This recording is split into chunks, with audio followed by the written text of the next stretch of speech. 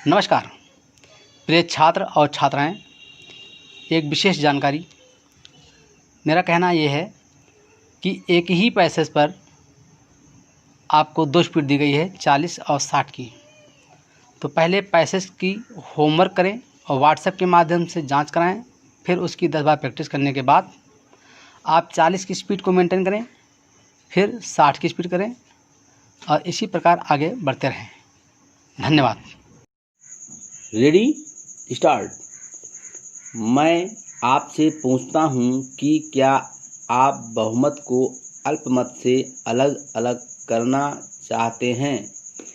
यदि यह बात है तो सोच लें कि ऐसी स्थिति में बहुमत आप में से किसी के सामने उत्तरदायी न होगा, न ही बहुमत में से कोई आपके भावों की परवाह करेगा और न ही उन्हें इस बात की चिंता होगी कि उनके कार्यों से आप या आपके साथियों पर क्या प्रभाव पड़ता है। मेरी समझ में इससे बढ़कर और कोई वस्तु हानिकारक नहीं हो सकती। क्या आपको आज भी इसके लक्षण दिखाई नहीं देते? क्या आपको उन हलकों में जो आज तक सर्वदा शांत ही रहे हैं, भड़के हुए सांप्रदायिक भाव दिखाई नहीं देते? मुझे इसमें तनिक भी संदेह नहीं कि किसी भी दृष्टिकोण से आप देखें, जुदा चुनाव के लिए आपकी चीख व पुकार आपके हितों के लिए अत्यंत ही घातक होगी। और सब बातों के अतिरिक्त यह आज असामयिक और असंगत कही जाएगी। प्रजातंत्र की सफलता के लिए आत्मनियंत्रण की शिक्षा मनुष्य को लेनी होगी।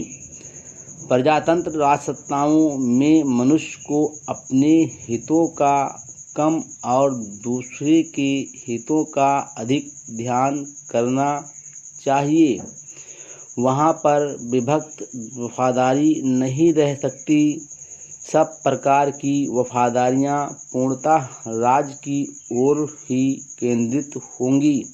यदि किसी प्रजातंत्रात्मक राज्य में आप पारस्परिक विरुद्ध वफादारियाँ उत्पन्न करेंगे या आप एक ऐसी विधि बनाएंगे कि जिसके द्वारा कोई व्यक्ति या व्यक्ति समूह दूसरे बड़े हितों की परवाह न करता हुआ अपनी फिजूल खर्ची को बंद नहीं करता है, तो वहाँ प्रजातंत्र की समाप्ति हो जाएगी।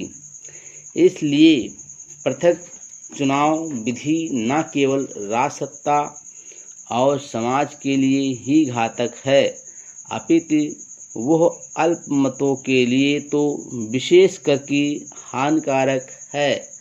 हमें इस संबंध में पर्याप्त अनुभव हो चुका है और ये सचमुच दुखदायक है कि उस सारे अनुभव को कुएं में फेंककर आज लोग पुनः समाप्त हुए नारों और जयकारों का आलिंगन करें।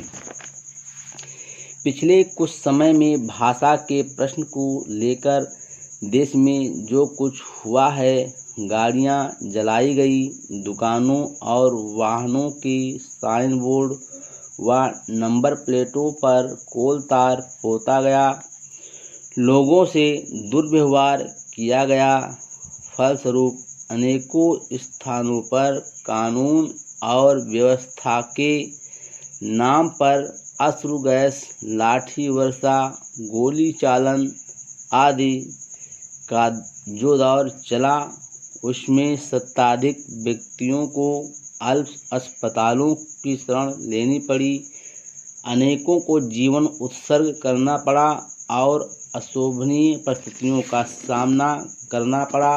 वो सर्वाधिक स्पष्ट है। ये सब कुछ होने के बाद भी क्या स्थिति में कुछ परिवर्तन हो सका है, ऐसा प्रतीत नहीं होता।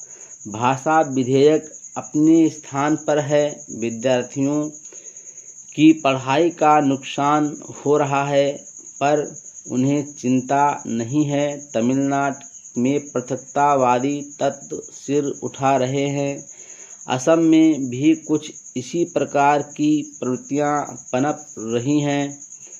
वर्तमान परिस्थितियों में केवल एक प्रश्न सामने उभर कर आ रहा है कि जिस वस्तु को भी राष्ट्रीय एकता के लिए आवश्यक समझकर उसके लिए प्रयत्न करते हैं, वहीं एकता के स्थान पर विघटनकारी सिद्ध हो रही है। उपाय क्या हैं? Full stop.